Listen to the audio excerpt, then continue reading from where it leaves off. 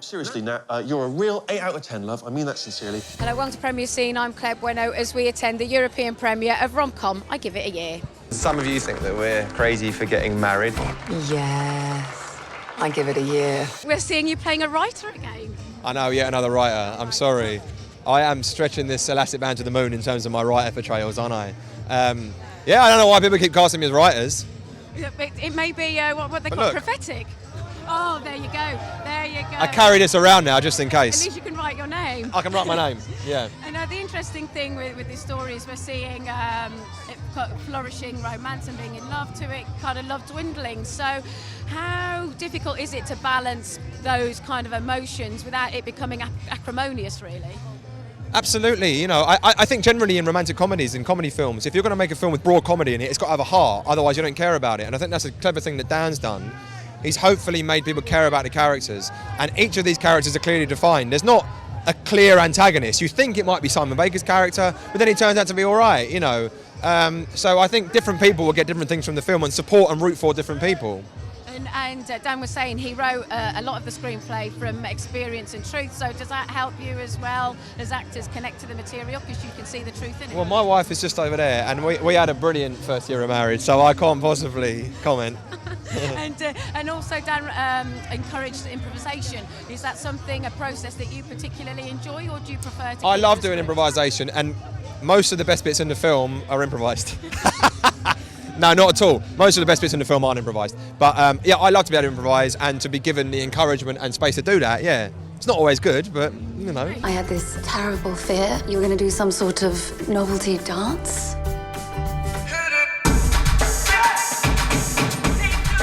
This film is looking at romance for a very different perspective. So for you as an actress, is that something that you wanted to explore? For sure. I like the idea that it sort of started where romantic comedy usually ends. Like, okay, they got together, they're perfectly happy, now what happens? Like, that was really interesting, and then clearly it sort of is quite a dysfunctional thing they're in, and I like that idea. And it's just funny. Regardless of the conceit, it's actually funny dialogue and funny characters and funny set pieces, and yeah.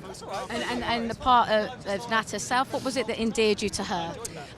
You know, you always have to have empathy for your character, because she is, on paper, could be perceived as pretty cold and somewhat manipulative and humorless, and there's elements of her that are like that, but as myself, I just have to find a way in that makes me understand her. That was 9 months ago. It's just something in our marriage hasn't quite gelled. You should just cut your losses now before your life becomes a series of squabbles about who put the King's Speech DVD back in the Sound of Music DVD case. A lot of comedy comes from truth. Yes. So is that where you sourced your ideas from for the screenplay? Yeah, I mean, a lot of it is kind of based on my life, albeit, I now have a happy marriage. But so what I've done is synthesised all the bad moments from these 7 years of my marriage and put them into a year of Rose and Rafe's marriage, effectively. And that helps an audience connect, don't they, to it, because it's so real. I think you're right. I think, especially in the work that I've done before, obviously that's the very epitome of comedy and truth. And I think reality and authenticity is where all comedy emanates from. So what I've tried to do here is make a comedy about romance that isn't one of these kind of hackneyed, cliched, sort of fantastic journeys that people can't really relate to. I want to do a thing that people go, oh yeah, that's just like me. That's just like our marriage. And you've moved from not just sitting behind and typing up the story and producing, but lot of typing. Yeah. You're now directing. Yes. And what made it this screenplay that was the one that you said, this is what I want to helm?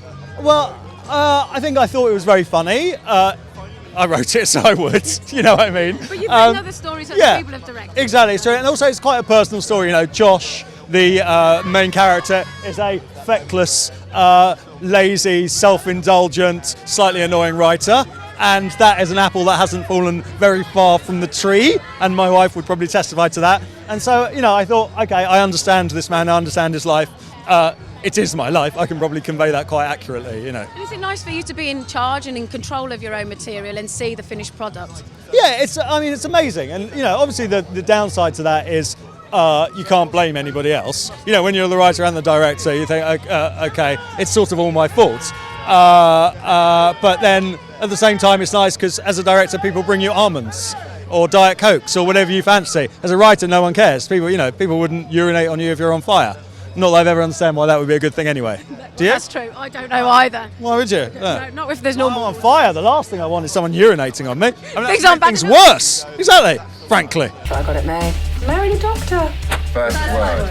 Red. Stupid. Disappointment. So with regards to the script, you're an actress, the story is everything. So what attracted you to it?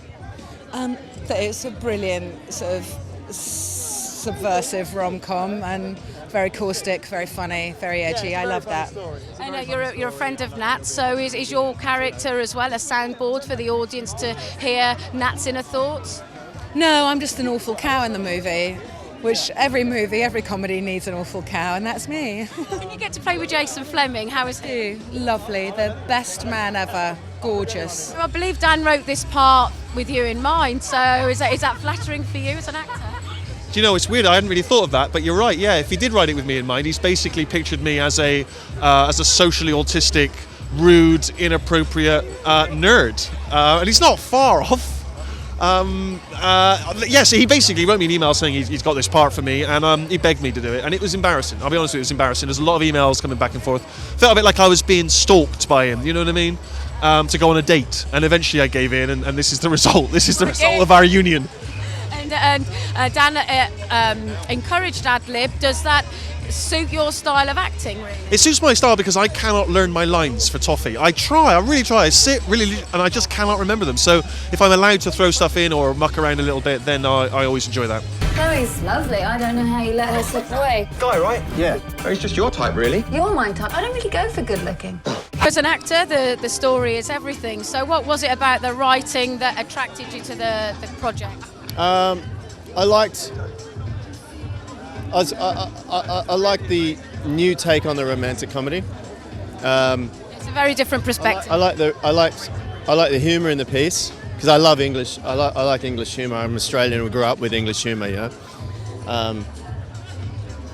It was interesting for me and challenging for me to play the American guy that doesn't get the gag, because I kind of do get the gag. So it's not. So that was challenging a little bit. I like the romantic twist on it. It's sort of a bit fresh. I mean, I've been at weddings where I've sort of thought in my head, this ain't gonna last. And also, obviously in the script, it's going to be saying very handsome man. So for you reading the part, does that make you feel self-conscious? Nauseous. And how do you combat Makes that me as an feel actor? nauseous. I don't know. I asked Dan. I would sit there like this. He'd carry on with all this sort of stuff, and only this much of it's in the film. When we were shooting, it was going on, and it was just like, I'd look over at Dan, just like, please. And actually mentioning Dan, for you as an actor working with the director that's also written the script, does that just give you such a benefit? Because if you've got any questions on the character, he's the source. Well, Dan knows jokes, so it's interesting to watch him when we were shooting, because he'd watch the playback and be like, yeah, that's funny, that's not funny, yeah, that's how. So he's pretty particular. I'm good. I'm a little bit chilly. I can appreciate that. I think it might be -1, but you know.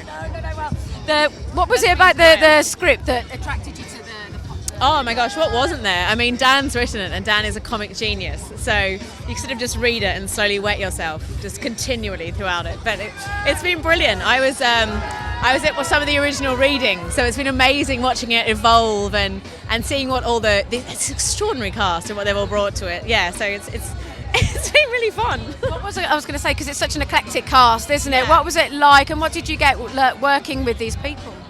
I think what you get working with Dan is that he's very loose about it, and he lets everyone come through. So I know that Rafe did a lot of improvisation, and it takes an amazing director to have faith in the people that he's working with to allow you guys to just kind of stuff around, and it was amazing watching that. Yeah. In regards to the part that you were playing, what did you enjoy most of all from it? I think giving Rafe a hard time. What connected you to the script then when you first read it? It made me laugh out loud about 20 times, and there aren't many British films of this level that are starting to compete with the Richard Curtis monopoly on laughs and good honest laughs with a slightly dirtier twist. and it was a gorgeous little part, and Dan Mazer's a bit of a hero of mine.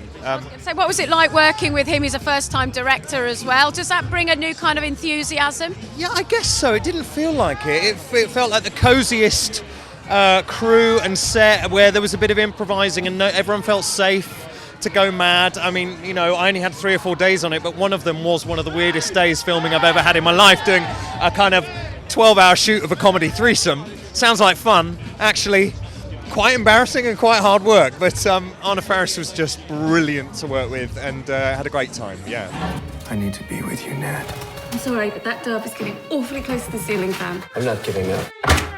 What a great script to be a part of. I know. You know what? It's a sort of dream when something lands on your desk and it's just funny. I was saying earlier, I've never made a sort of all-out comedy before. I've made other films with comedic elements, but it was fantastic. So you just read it and it was a laugh from page one, and I just wanted to be part of it from the moment it came across my desk. So it was great. And with Dan being a first-time director as a producer, did you have any hesitations? Because it's an unknown quantity. Well, you know, he was such an experienced producer himself. Actually, the worry was what was I going to do? So I mean, I think it's always a risk with a first-time director, but he'd been around a lot of movies. He clearly was quite experienced, and the move from writer to director, I think, is quite natural. I mean, you need to learn, and you need to put a good crew around those people. You need to make sure that they're secure and supported, but it never really crossed my mind he couldn't do it. What was interesting is how naturally he took it from day one. He was probably great, and the cast felt his confidence, and that instantly, I think, made everyone feel comfortable, and it shows on the screen. As a producer, what was it about this screenplay that you connected with? We actually developed this script. You know, most of what Working Title produces it develops, and Dan was a writer who we'd always wanted to work with as a director, in actual fact, because he wrote Ali G in the House for us, and he'd written on various projects over the years. So this was a project that Deborah Hayward, who was our head of development at the time, cooked up with him, and so we developed it, and it's an edgy romantic comedy is what it is, and that felt like a fun thing to do. You know, we've done very well with romantic comedies over the years, so, you know. And another success as well, Les Mis. Can I congratulate you as well on its critical acclaim? We made them miserable with Les Mis, and we want to cheer them up with this movie. I was oversexed. And then someone shows you a Justin Bieber video, and all you can then think about is that. Isn't he like 15? Oh, he'd know what to do. I'd ruin Bieber. That's it from Premier Scene for this evening. I'm Claire Bueno, and we'll see you next time. A list of pros and cons of Nat. Pros, body. I've seen it nude, loved it. I beg your pardon, when have you seen it nude? Walked in when she was getting changed. What do you mean you walked in when she... Accidentally. What's that? What's that?